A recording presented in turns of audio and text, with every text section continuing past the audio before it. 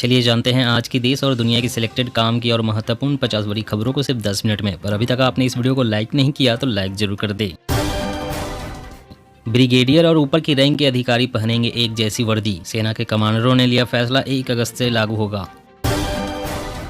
कर्नाटक चुनाव, इस बार चुनाव आयोग ने सख्ती से चलाया चाबुक। पिछले विधानसभा चुनाव की तुलना में 4.5 गुना अधिक जब्ती।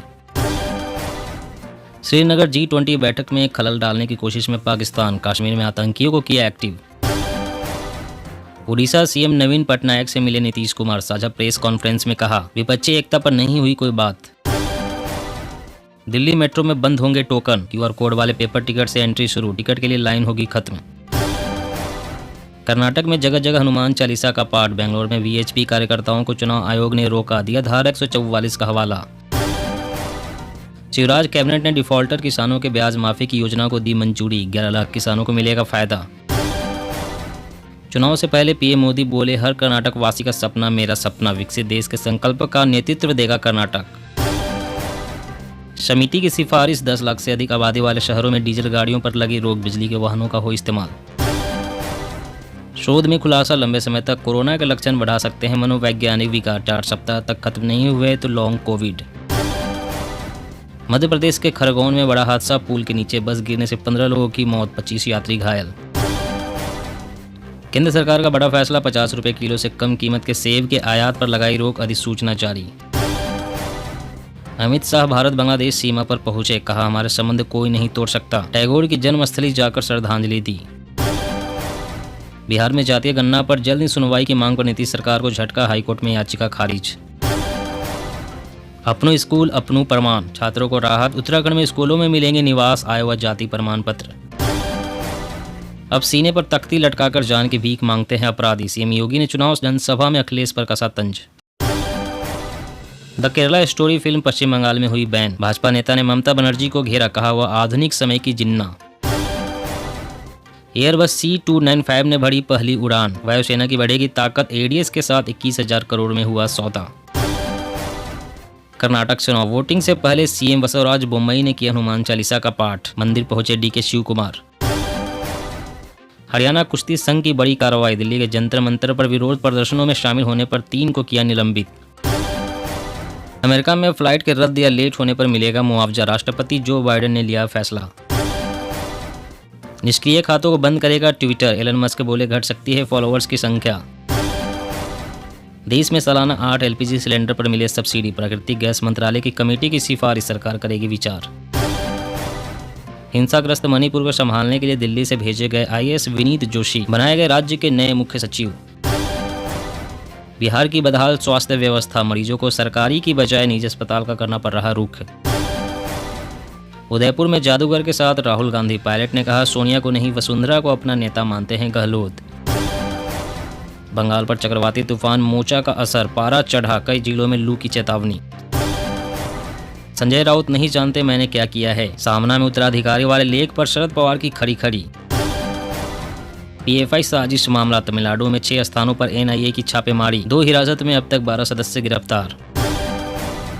बहुत गंभीर तूफान में बदल सकता है मोचा। भयंकर तबाही की आशंका। 130 किलोमीटर प्रति घंटे होगी हवा की रफ्तार। हाई अलर्ट जारी।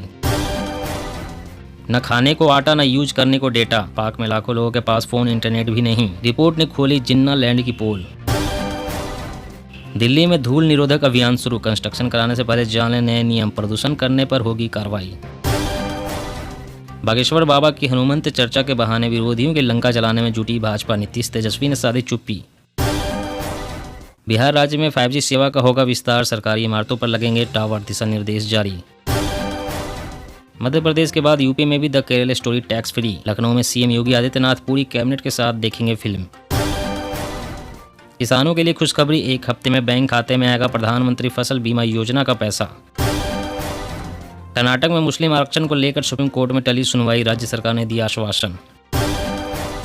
ट्विटर पर कंपनियों के लिए एलन मस्क ने किया नया ऐलान। लाया जा सकता है सस्ता वेरिफिकेशन प्लान।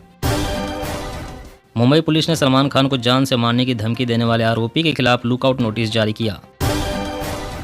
MiG-21 विमान पर फिर उठे सवाल। पिछले 5 सालों में 50 से अधिक लड़ाकू विमान हुए हादसे का शिकार। 55 सैन्य कर्मियों ने गंवाई जान। सुशील मोदी बोले नीतीश कुमार की उड़ीसा यात्रा विफल, नवीन पटनायक ने विपक्षी एकता को दिया करारा झटका। दिल्ली में इस महीने डीटीसी के बेड़े में शामिल होगी 100 इलेक्ट्रिक बसें, 745 बसों के लिए 7 डिपो तैयार। सीएम केजरीवाल के आवास में पर्यावरण नियमों का उल्लंघन करने पर एनजीटी ने बनाई कमेटी, निरीक्षण कर सौंपेंगी रिपोर्ट। समय सीमा के साथ पूरी होगी फंसी हुई आवासीय परियोजनाएं, पुरी ने कहा समिति की सिफारिशों पर नहीं होगी देरी। एमपी बीजेपी की पूर्व महिला मंत्रियों ने कांग्रेस पर साधा निशाना, कहा नारी सम्मान योजना कर्ज माफी की तरह सिर्फ छलावा। बीएसएनएल ग्राहकों के लिए खुशखबरी, तेज इंटरनेट सर्विस से लैस होंगे 1 लाख मोबाइल टावर। कर्नाटक चुनाव, कांग्रेस ने पीएम मोदी के वीडियो संदेश को लेकर की शिकायत, चुनाव आयोग से कार्रवाई की मांग की। इमरान खान की गिरफ्तारी के बाद बिगड़े पाक के हालात, आर्मी हेडक्वार्टर में घुसी भीड़, हिंसक हुआ प्रदर्शन। खुशखबरी, हृदय रोगियों का देश के बड़े अस्पतालों में निःशुल्क इलाज कराएगी झारखंड की हेमंत सरकार, रजिस्ट्रेशन शुरू। यूपी निकाय चुनाव, पहले चरण में कम मतदान से अलर्ट हुई बीजेपी, एमपी एमएलए को जारी किया निर्देश।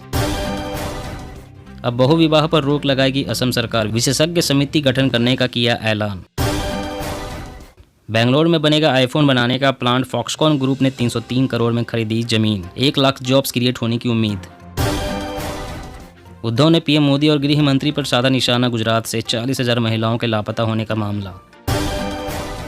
राजस्थान के 70 लाख स्टूडेंट्स को हर दिन मिलेगा फ्री दूध, नए शैक्षणिक सत्र से शुरू होगी योजना, 864 करोड़ होंगे खर्च। कर्नाटक विधानसभा चुनाव 2023, आज जनता की बारी, ईवीएम में बंद होगी 224 सीटों की किस्मत। लिव इन समलैंगिक जोड़ों को सरोगेसी एक्ट की अनुमति नहीं दी जा सकती, केंद्र का सुप्रीम कोर्ट में जवाब।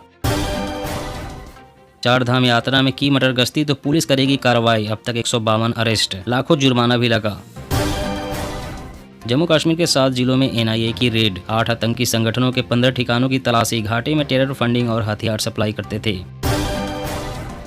पंजाब में पारा 40 डिग्री तक पहुंचने के आसार, स्वास्थ्य विभाग ने चेताया बचाव के लिए जारी की एडवाइजरी। राजस्थान में सचिन पायलट और अशोक गहलोत के बीच तेज होगी तकरार, सीएम के आरोपों पर पायलट खेमा बोला पैसों की बात समझ से पड़े। सरकारी रिपोर्ट से सामने आई उज्ज्वला योजना की सीमाएं, 67% घरों में अभी भी जलावन, उपलों से पक रहा खाना।